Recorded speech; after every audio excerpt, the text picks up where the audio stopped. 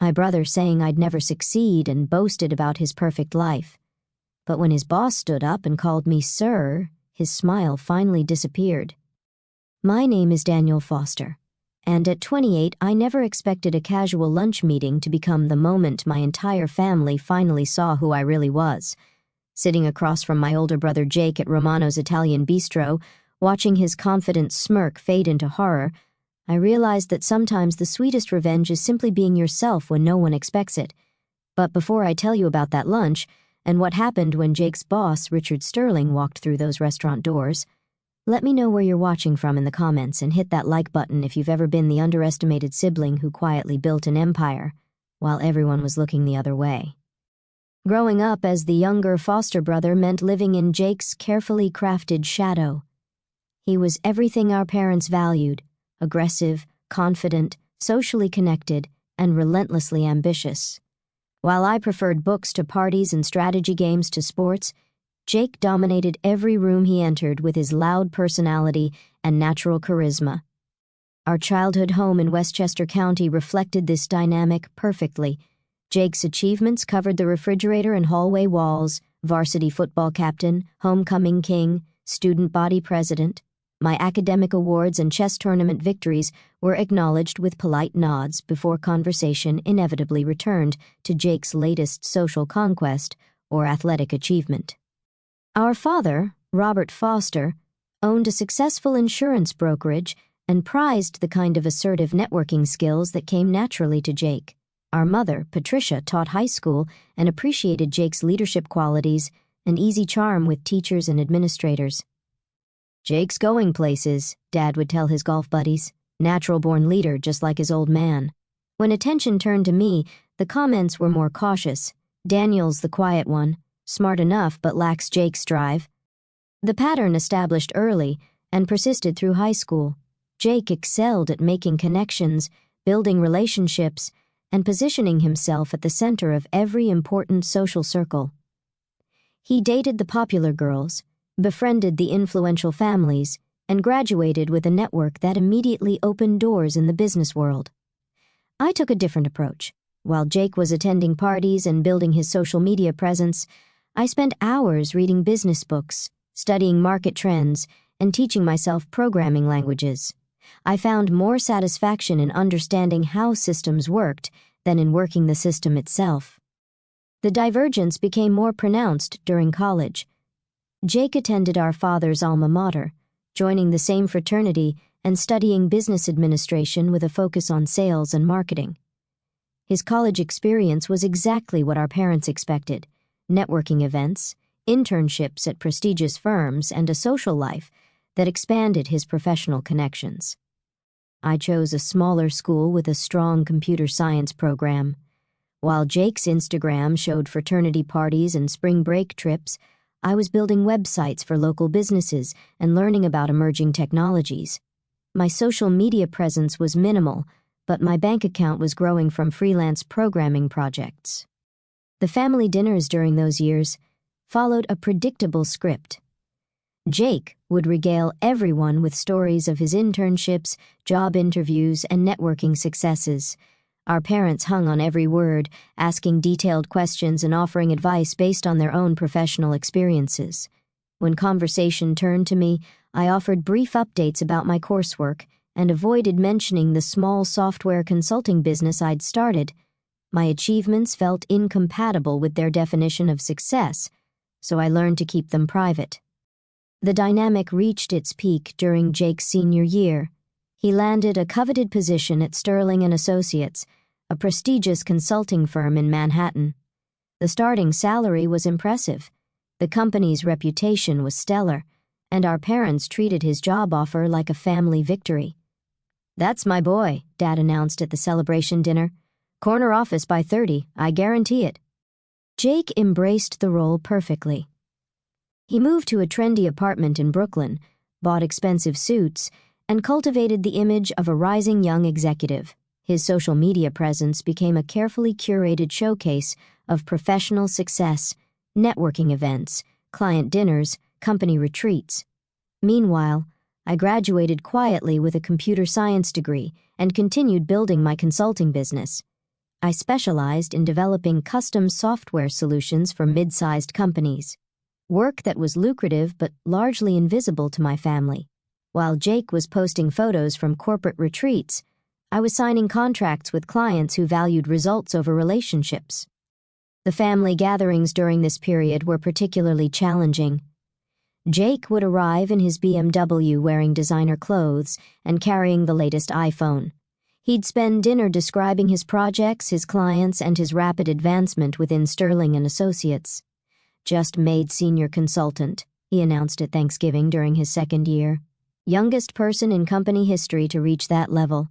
Our parents beamed with pride while I offered congratulations and changed the subject. I didn't mention that my business had just signed a 6-figure contract with a manufacturing company, or that I was considering expanding to serve enterprise clients. The contrast in our lifestyles became a source of family concern. While Jake lived visibly well, expensive restaurants, luxury vacations, designer everything, I maintained a modest apartment and drove a reliable used car. To our parents, this confirmed their assessment of our relative success levels. "Daniel needs to network more," Mom would say during their private conversations, which I occasionally overheard. Jake could introduce him to people, help him find better opportunities. The assumption that I needed Jake's help stung, but I preferred building something substantial to building something impressive. My client base was growing through referrals and quality work, not through networking events and social connections. By Jake's third year at Sterling and Associates, the family dynamic had solidified into a predictable pattern. He was the success story, the golden child whose career validated our parents' values and expectations. I was the underachiever, the younger brother who'd failed to capitalize on his potential. This narrative reached its crescendo at our parents' anniversary dinner last spring. The entire extended family gathered at Romano's Italian Bistro, the same restaurant where everything would change 6 months later. Jake arrived late, as always, making a grand entrance that drew attention from nearby tables. He had just returned from a company retreat in the Bahamas and couldn't stop talking about his projects, his bonus structure, and his trajectory toward partnership track. Our aunts and uncles listened with admiration, while our cousins asked questions about his glamorous corporate life. When attention briefly turned to me, I mentioned that business was going well and left it at that. But Jake, emboldened by wine and the admiring audience, decided to elaborate on our different paths. "Dan's still doing his computer thing," he said with condescending affection. "Small stuff, local clients. Nothing wrong with staying small, right, Dan?" The comment drew uncomfortable chuckles from relatives who weren't sure how to respond. I smiled and nodded, accustomed to his casual dismissals of my work. But Jake wasn't finished, perhaps sensing an opportunity to reinforce his position as the family success story. He leaned back in his chair and delivered the line that would make our next encounter so particularly satisfying. "You'll never be successful like me, Dan," he said with the confidence of someone who'd never been seriously challenged. "Some people are just built for bigger things." The table fell silent. Even our parents looked uncomfortable with the bluntness of his statement, but Jake seemed pleased with himself, having clearly established the hierarchy in front of our entire extended family. I took a sip of water and smiled. "You might be right, Jake." What I didn't tell him, what I hadn't told anyone, was that earlier that week, I'd signed the largest contract in my company's history. Sterling and Associates, Jake's prestigious employer, had hired my firm to overhaul their entire client management system. The project was worth $800,000 and would take 8 months to complete. The irony was delicious, but I kept it to myself. Jake had no idea that his own company had become my biggest client, or that his boss, Richard Sterling, had personally approved my proposal after a competitive bidding process. The months following that anniversary dinner were productive but quiet. I focused on delivering exceptional work for Sterling and Associates while maintaining my other client relationships. The project was complex, integrating multiple software systems, streamlining workflows, and creating custom applications that would save the company hundreds of thousands annually. Richard Sterling proved to be an ideal client. Unlike Jake, who valued appearance over substance, Richard was impressed by results and efficiency. Our weekly progress meetings were focused and productive, with Richard frequently expressing appreciation for my team's professionalism and expertise. "This is exactly what we needed," Richard told me during one of our sessions. "Your approach is saving us months of development time and delivering capabilities we didn't even know were possible." What made the situation particularly interesting was that Jake remained completely unaware of my involvement with his company. Sterling & Associates was large enough that individual consultants didn't interact with every department, and my project was handled through the IT and operations divisions rather than Jake's client services team. Jake continued his pattern of family updates, regaling everyone with stories of his client successes and professional advancement. He'd been promoted again and was now managing a small team, a development that our parents celebrated as evidence of his leadership potential. Meanwhile, I was quietly revolutionizing the technology infrastructure that enabled his entire department to function effectively. The client management system I was building would directly impact his daily work, but he had no idea who was creating it. The project progressed smoothly through the summer and early fall. My team delivered each milestone on schedule and within budget, earning increasingly positive feedback from Sterling & Associates' executive team. Richard began discussing additional projects and hinting at a long-term partnership that could expand my business significantly. But I still hadn't told my family about the Sterling & Associates contract. The combination of Jake's arrogance and my parents' obvious favoritism made me reluctant to share achievements that might be dismissed or minimized. I'd learned to let my work speak for itself rather than seeking external validation. The turning point came in November when Richard Sterling suggested we meet for lunch to discuss the next phase of our partnership. He proposed Romano's Italian Bistro, the same restaurant where Jake had declared I'd never be successful like him. "It's convenient to our office," Richard explained, "and they have a private dining room where we can discuss confidential details." I agreed, amused by the coincidence, but not expecting any particular drama. It was simply a business lunch with an important client, the kind of meeting that had become routine as my company grew. What I didn't anticipate was that Jake would choose the same restaurant for his own business lunch that day. The meeting with Richard proceeded exactly as planned. We discussed the final phase of the current project, outlined specifications for 2 additional contracts, and negotiated terms for a preferred vendor agreement that would make Sterling & Associates my anchor client for the foreseeable future. "Your work has exceeded every expectation," Richard said, as we reviewed the contracts. "The efficiency gains alone will save us over $300,000 annually, and that's before we calculate the improved client satisfaction metrics." We were finalizing details when I noticed a familiar figure at a table across the dining room. Jake sat with his back to us, gesticulating enthusiastically while talking to what appeared to be a potential client. His body language radiated the confident energy I'd observed since childhood, leaning forward, making expansive gestures, dominating the conversation. I mentioned to Richard that my brother worked for his company, pointing discreetly toward Jake's table. "Jake Foster?" Richard asked, following my gaze. "Solid performer, good with clients. He's in our business development division." "He's mentioned you," I said carefully. "Speaks very highly of the company culture and leadership." Richard smiled. "We're proud of our team. Jake's contributed to some significant client wins this year." As we finished our business discussion and prepared to leave, Richard suggested introducing himself to Jake. "Always good to connect with family members," he explained. "Plus, I'd like to thank him personally for his recent work on the Morrison account." I agreed, curious to see Jake's reaction, but not expecting the dramatic scene that was about to unfold. We approached Jake's table just as he was launching into what sounded like a familiar story about his rapid advancement within the company. His lunch companion, a middle-aged man in an expensive suit, listened with the polite attention of someone evaluating a potential business partner. "Jake?" Richard said warmly, interrupting the conversation. "Good to see you outside the office." Jake looked up, startled to see his boss in the restaurant. His confident expression shifted to professional deference as he quickly stood to shake Richard's hand. "Mr. Sterling," Jake said, his voice notably more subdued than it had been moments earlier. What a pleasant surprise. I'd like you to meet someone, Richard continued, gesturing toward me. This is Daniel Foster, the software consultant I've been telling everyone about. He's the genius behind our new client management system. Jake's eyes widened as he processed the introduction. Daniel Foster, he repeated, looking between Richard and me with growing confusion. Dan's my brother, I said simply, extending my hand with a professional smile.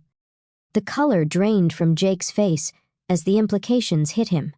His lunch companion watched with interest, clearly sensing the tension, but unaware of its source. Your brother? Richard asked, delighted by the coincidence. Jake, you never mentioned your brother was running the consulting firm that's been transforming our operations. Jake opened his mouth, but no words came out. I could see him frantically trying to reconcile his image of his unsuccessful younger brother with Richard's description of a valued business partner. Daniel's company has been absolutely exceptional, Richard continued, either unaware of Jake's distress or choosing to ignore it. Professional, innovative, ahead of schedule on every deliverable. We're signing an expanded contract today that will make them our primary technology partner. Jake's lunch companion looked impressed. Software consulting? He said, extending his hand to me. That's a growing field. You must be doing very well for yourself. Business has been good, I replied modestly, shaking his hand while watching Jake struggle to process what was happening.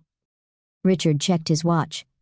I should get back to the office, but, Jake, make sure you give your brother the recognition he deserves. His work is going to revolutionize how we serve our clients. As Richard prepared to leave, he turned back to me. Daniel, I'll have the contracts reviewed by legal and back to you by Friday. Looking forward to our continued partnership. He shook my hand again, nodded to Jake's lunch companion, and headed toward the exit, leaving Jake and me standing beside the table in awkward silence.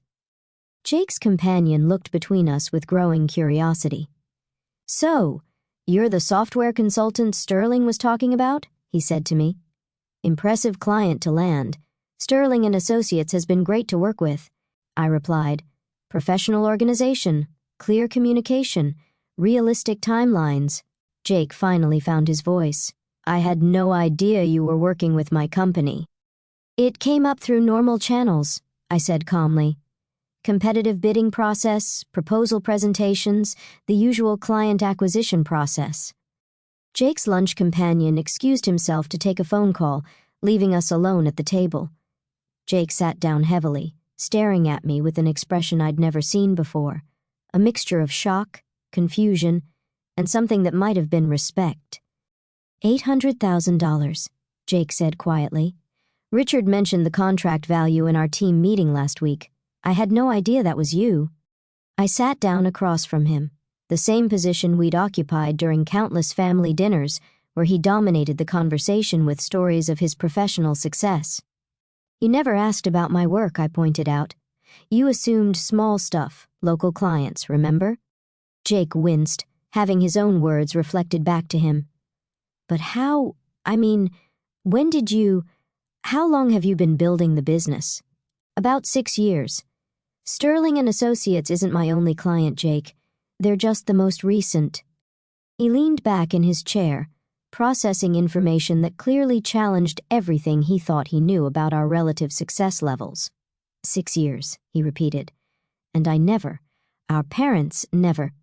I don't talk about work at family dinners, I said. You seem to have that covered. The truth of that statement hung between us. For 4 years, Jake had monopolized conversations about professional achievement, never leaving space for others to share their own accomplishments. My success had developed quietly without fanfare or family recognition, but it had developed nonetheless.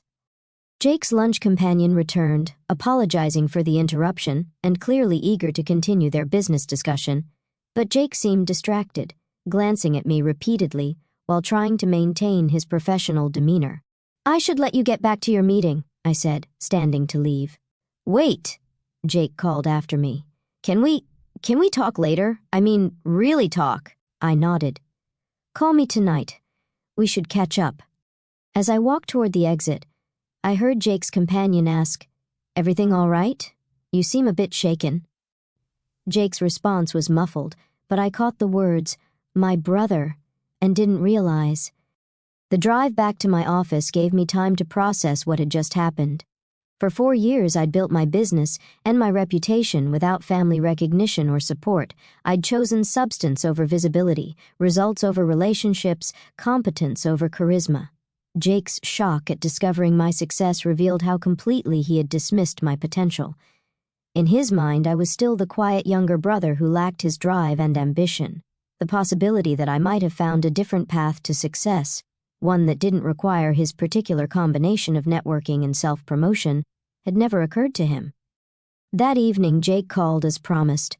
The conversation was unlike any we'd ever had.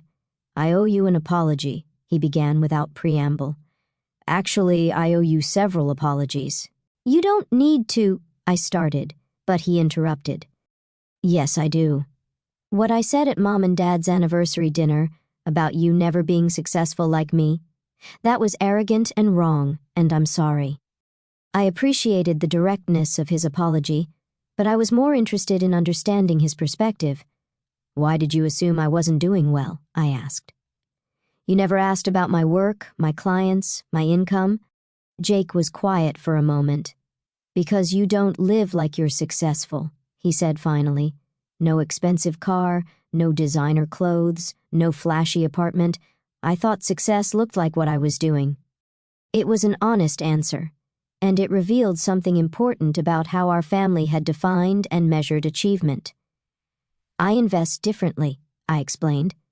"Business growth, technology, long-term stability rather than short-term appearance." "Richard called you a genius," Jake said quietly. "In the team meeting when he was talking about the new system, he said we were lucky to find someone with your capabilities." The conversation continued for over an hour.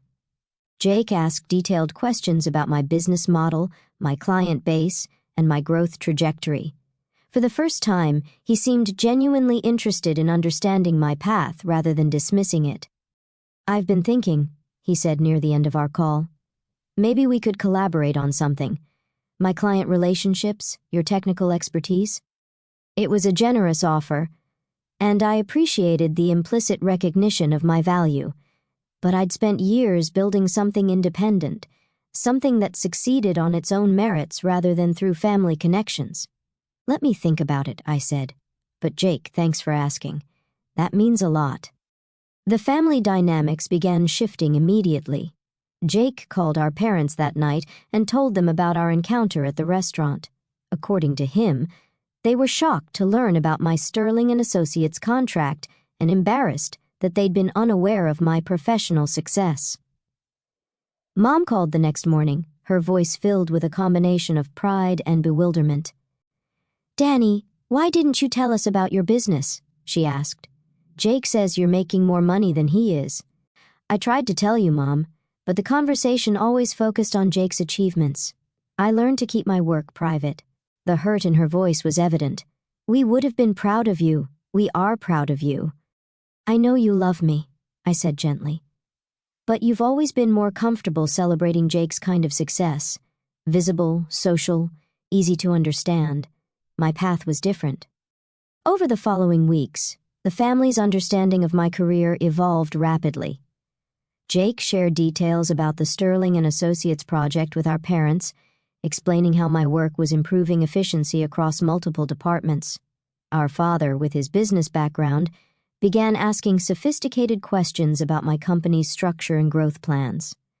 The Thanksgiving dinner that year was markedly different from previous gatherings. Instead of Jake dominating conversations about his professional life, our extended family asked questions about both of our careers. Jake graciously directed attention to my recent successes, describing the Sterling and Associates project in terms that clearly impressed our relatives. "Dan's the technical genius in the family," Jake told our uncle. "I'm good with people, but he's building systems that change how entire companies operate." It was the first time Jake had publicly acknowledged my expertise, and it marked a fundamental shift in how our family understood our respective contributions. The business relationship with Sterling and Associates continued to grow throughout the winter. Richard introduced me to contacts at other consulting firms, leading to 3 additional major contracts. By spring, I'd hired 4 full-time employees and moved to a larger office space. Jake and I began meeting monthly for lunch, initially to discuss potential collaboration opportunities, but eventually just to stay connected as brothers rather than competitors. He shared insights about client relationship management while I helped him understand how technology could enhance his business development efforts. "I wish I'd known about your success earlier," he said during one of our lunches, not just because of the business opportunities, but because I missed years of actually knowing my brother. Our conversations revealed how completely we'd misunderstood each other. Jake had interpreted my quietness as lack of ambition, while I'd seen his networking as superficial self-promotion. In reality, we'd both been building successful careers using our different strengths and approaches. The most significant change was in our parents' perspective. They began recognizing that success could take multiple forms and that their previous focus on Jake's achievements had inadvertently diminished their appreciation for my accomplishments. "We're proud of both our sons," Dad told his golf buddies, a comment that reached me through our small town's reliable gossip network. Different approaches, but both successful in their own ways. By summer, my relationship with Sterling and Associates had evolved into a comprehensive technology partnership. Richard recommended my services to other firms in his network, leading to opportunities that would double my company's revenue. Within 12 months, Jake's career continued thriving as well, but our family gatherings no longer felt like competitions for recognition and approval. We'd learned to celebrate each other's achievements, rather than using them to establish hierarchy or validate different definitions of success. The most profound change, though, was in my own confidence. For years, I'd allowed others' expectations to make me doubt the value of my path. Jake's shock at discovering my success forced me to recognize how much I'd internalized his dismissive attitude toward my work. I'd been successful all along. I just hadn't demanded recognition for it. 6 months after that pivotal lunch at Romano's, I was invited to speak at a technology conference about sustainable business growth. The audience included executives from major corporations, and several approached me afterward about potential consulting projects. Among the attendees was Jake, who'd taken a personal day to hear my presentation. Watching him in the audience, proud, supportive, genuinely interested in my expertise, I realized how much our relationship had evolved. After the conference, we drove back to Westchester together for our parents' Sunday dinner. The family dynamics that had once felt oppressive now felt supportive. Our parents asked detailed questions about my presentation and Jake's latest client successes, treating both of us as accomplished professionals whose different paths were equally valuable. "Remember when you said I'd never be successful like you?" I asked Jake as we pulled into our parents' driveway. He grimaced. "One of my less proud moments." "You were right, though," I said with a smile. "I'm not successful like you. I'm successful like me." Jake laughed, understanding the distinction. "Much better approach, actually. My way requires too much networking." That evening, as our extended family gathered around the dinner table, the conversation flowed naturally between different topics and achievements. Jake described his latest client acquisition while I shared updates about my company's expansion plans. Our parents listened to both with equal interest and pride. The teenager who'd once felt invisible had become an entrepreneur whose work impacted thousands of employees across multiple companies. The quiet brother who'd been dismissed as lacking ambition had built something substantial and lasting. But more importantly, I'd learned that external validation, even from family, was less important than internal conviction. I'd been building success all along. The only thing that changed was others' recognition of it. If you're reading this as the overlooked sibling, the quiet achiever, the one whose path doesn't match others' expectations, remember that success comes in many forms. Build something meaningful, serve others authentically, and trust that the right people will eventually see your value. Sometimes the sweetest moment isn't when you prove others wrong, but when you realize you were right about yourself all along.